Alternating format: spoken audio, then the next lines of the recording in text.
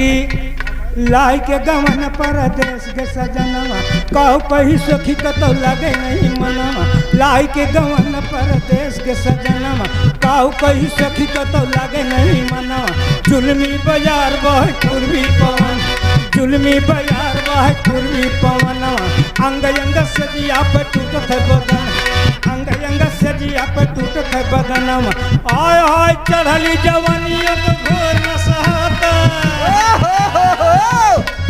कह चढ़ली जवानिया का भर न सहाता। खाली अब राजा अब रहो